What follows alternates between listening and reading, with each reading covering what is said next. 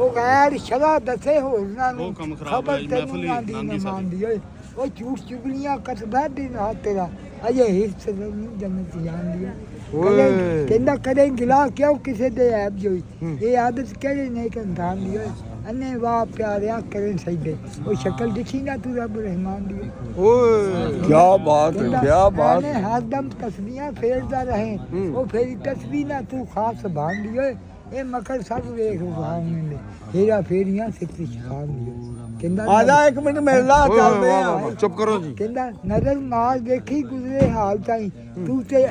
ਕੰਨੀ ਅਫਜ਼ਲੀ ਦਾ ਖਾਂਦੀ ਇਹ ਨੂਰੀ ਨਾਰੀਆਂ ਠੀਕ ਘਟ ਹੁੰਦੇ ਕਿ ਲੋਕ ਸੀ ਨਾ ਸੀ ਜੀ ਖਾਂਦੇ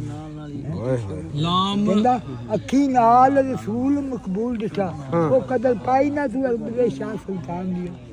ਹਾਏ ਹਾਏ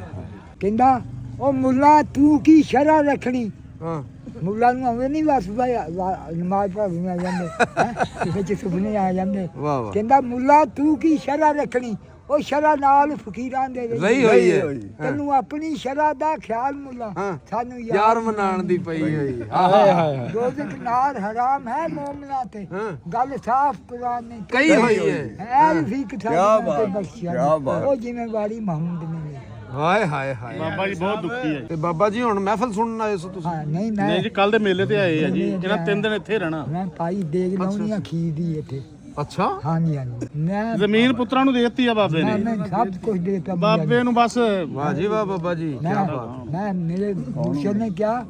ਰਾਈਆਂ ਮੈਂ ਰਾਈਆਂ ਮੈਂ ਪਾ ਰਾਈਆਂ ਮੈਂ ਆ ਖਾਲਕ ਨਹੀਂ ਆ ਖਾਲਕ ਇਹਦੇ ਮਾਮੇ ਦਾ ਪੁੱਤ ਮੈਂ ਮਹਿਰ ਬਰਾਦਰੀ ਜ਼ਿੰਦਾਬਾਦ ਹਾਂ ਮਹਿਰ ਬ੍ਰਾਂਡ ਨੇ ਭਾਈ ਬ੍ਰਾਂਡ ਨੇ ਮਹਿਰ ਭਾਈ ਅੱਗੇ ਕਹਿੰਦਾ ਵਾ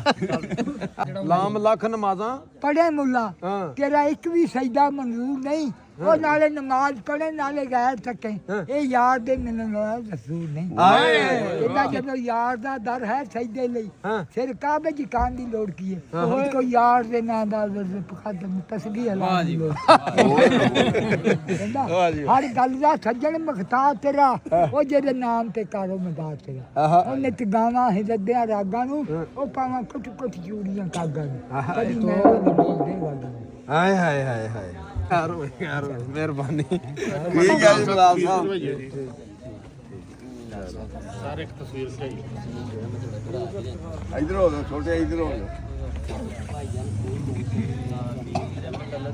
ਦੀ